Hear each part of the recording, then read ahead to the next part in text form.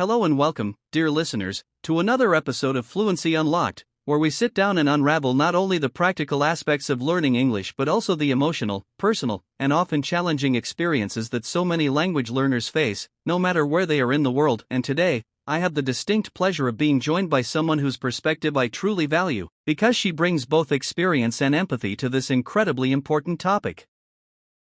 Thank you so much for that warm introduction, Luca. And let me say how truly honored I am to be part of this conversation, especially because what we're about to dive into, the idea of improving one's English skills not just steadily but as efficiently and meaningfully as possible, is something that resonates deeply with me, not only as someone who has walked this path myself, but also as someone who has guided others through it, sometimes through frustration and doubt, but always toward progress and confidence.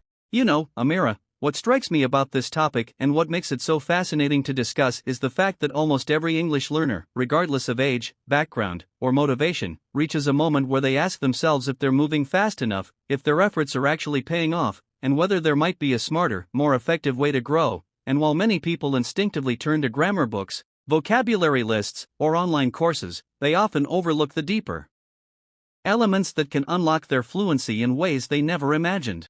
Exactly. And I love how you framed that, because from my own experience, both personal and professional, I've seen time and time again how the breakthrough doesn't come from memorizing longer word lists or watching dozens of grammar videos, but rather from developing an intimate relationship with the language, one where English becomes not just something you study, but something you live with, talk to, and learn from in your daily life, even in moments when you feel stuck or unsure. That's beautifully said, and I think it's important for our listeners to hear this from voices like ours, from real people who have felt that same sense of overwhelm, who have made mistakes, who have doubted their progress, but who have also discovered that there are practical strategies, mindset shifts, and even small daily habits that can dramatically accelerate their improvement, not by pushing them harder, but by aligning their learning with the way language is naturally acquired. Yes, and I would also add that when you approach English with curiosity instead of fear, when you stop worrying about being perfect and instead focus on expressing yourself with authenticity, you begin to notice just how much more confidently and quickly you can grow, because you're no longer waiting for the perfect sentence to come to you, you're allowing yourself to speak, to listen, to read, and to make meaning, even if the grammar isn't always textbook perfect. And I think that's the key difference between those who make fast progress and those who stay stuck, not talent, not access to expensive tools, but simply a willingness to interact with the language consistently, in meaningful ways, and with an attitude that welcomes learning through use, rather than learning through fear of mistakes or pressure to perform flawlessly every time. So true, and that's what makes this conversation so important, because we're not just offering tips or study hacks, we're inviting our listeners into a new way of thinking about their relationship with English, one that is based on connection, emotion, and engagement, rather than pressure, comparison, or perfectionism. And I really believe that once a learner embraces this mindset, improvement becomes not only faster, but far more joyful. That's such a powerful message, Amira. And as we now move into the main portion of this episode, I want to invite everyone listening, whether you're just starting out or have been learning English for years, to stay open, stay curious, and let this conversation guide you toward new insights and renewed motivation. Because improving your English quickly is not just a dream, it's absolutely possible when you approach it the right way. Exactly, so grab a cup of tea, settle in, and join us as we walk through real strategies, personal stories, and honest advice that will help you grow not just as a language learner, but as a communicator, a thinker, and a more confident version of yourself. This is your time to shine. Let's begin. Hello and welcome, everyone, to another episode of Fluency Unlocked, the podcast where we explore what it really takes to become a confident English speaker, not through boring theory or memorizing endless vocabulary lists, but through real stories, real strategies, and most of all, real human experiences. I'm Luca, your host, joining you from Milan, Italy, and I am truly excited, genuinely, deeply excited about today's episode because we're going to dive into a topic that so many learners around the world are searching for, sometimes with frustration, sometimes with hope, and always with a sense of urgency. And that topic is how to improve your English quickly, not slowly over 10 years, not by waiting for perfect conditions, but by actually taking action, starting now, and seeing real progress in just weeks or months. Thank you so much for having me, Luca. Really, it's a pleasure to be here with you today. I've been listening to your podcast for quite a while now, especially during my morning walks in Cairo when the streets are still quiet and the city hasn't fully woken up yet. And I've always loved how you mix honesty with hope. You never promise miracles, but you always show people that learning English can be something alive and joyful if they approach it in the right way. That means so much to me, Amira, and honestly, it's such a perfect introduction because you are the ideal person to talk to about today's topic. You're not just someone who has studied English, you're someone who has found creative and practical ways to live with the language, to improve day by day, and to build real confidence, even while living in a non-English speaking country. And that's what I want to talk about today, not just theories, but lived experience, how we actually improve fast when English becomes part of who we are.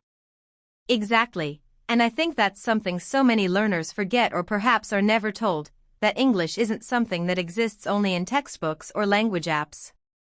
It's not just a skill you study, it's a way of thinking, a new rhythm of expressing yourself, and honestly, it's something you have to invite into your life fully. For me, English started improving rapidly not when I started studying more, but when I started living more in English. Even if that just meant changing my phone language or watching my favorite Egyptian cooking shows with English subtitles so that my brain could connect the two languages. That's such a beautiful way to put it, inviting the language into your life. Because when you do that, the learning becomes more natural, more automatic. You stop asking yourself, what should I study today? And instead you find that English is simply there, in the background of your day, showing up when you read an Instagram caption, or when you talk to yourself while cooking, or even when you dream at night and suddenly realize the conversation in your dream wasn't in your native language at all. Yes. That exact thing happened to me recently. I woke up one morning and realized that the entire dream I had, which, by the way, was about missing a train and trying to ask for directions, was completely in English. And I didn't even try to do that. It just happened, because I'd spent so much time listening to English videos, repeating sentences out loud, and thinking in English throughout my day that even my subconscious started to switch over. That was the moment I realized something had shifted inside me, that English was no longer just a subject I studied in school, but a second home in my mind. That gives me chills in the best way, because that's exactly what fluency is, not perfection, not knowing every grammar rule, but being able to live, to think, and to communicate naturally, even when you're not trying. And I'd love to hear more about how you got there. I know there are listeners who feel stuck in that phase where they want to improve quickly, but they don't know where to start or what to focus on. Of course. For me, the turning point, the moment everything began to speed up, was when I decided to stop waiting for perfect conditions. I had always believed that I needed a native speaker to practice with, or that I needed to travel abroad, or to afford expensive classes to really improve. But then I asked myself, what can I do with what I already have? I had internet access. I had a phone. I had time in the evenings when I usually scrolled through social media. So I replaced some of that time with English. I downloaded free listening apps, I found podcasts like yours, I started watching TED Talks and repeating key phrases, and most importantly, I started recording myself speaking English for 5 minutes every day, even if it was just describing how my day went or talking about what I ate for dinner. That's incredible and so practical. Because what you're describing is a strategy that doesn't rely on money or special access, it only requires discipline, creativity, and consistency. And that habit of recording yourself is so powerful, because it allows you to track your own progress, to hear your pronunciation improve, to become more comfortable hearing your own voice, and to realize, slowly but surely, that you can express complex thoughts in English if you just give yourself space to try. Exactly. And something interesting happened after about a month of doing that. I stopped being afraid of making mistakes. In the beginning, I was always nervous that my grammar wasn't perfect or that my accent sounded strange. But after listening to myself every day, I realized that fluency isn't about being perfect, it's about being comfortable making small errors while still being able to express what you want. Once I accepted that mistakes are just part of the process, I started speaking more freely, and ironically, that's when I started making fewer mistakes. That's such a profound lesson, and I really hope people listening take that to heart. Mistakes are not the enemy, they are the doorway to fluency. And I think your story proves something so important, that progress doesn't happen when we find the perfect method, but when we build the right habits, small daily actions that accumulate over time until we suddenly find ourselves doing things we once thought were impossible. And I would also say this, one of the biggest changes came when I stopped studying alone.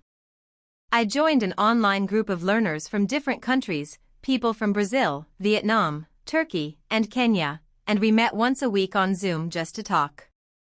We weren't trying to teach each other anything. We just had real conversations about real topics in real time. And that weekly practice gave me a space to speak without pressure, to hear different accents, and to grow my confidence by realizing I wasn't the only one still learning. That's such a great point. Community is everything. When you practice with others, especially people who are going through the same journey, you feel supported, not judged.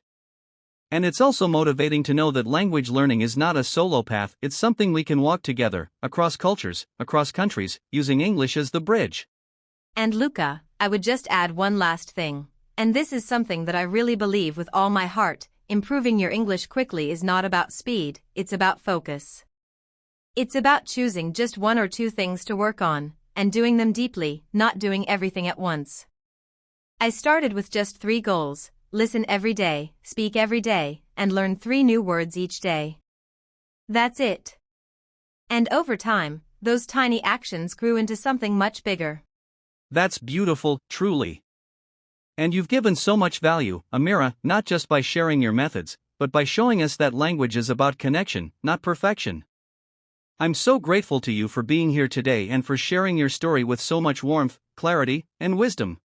Thank you, Luca. It's been a joy speaking with you. And to everyone listening, don't wait.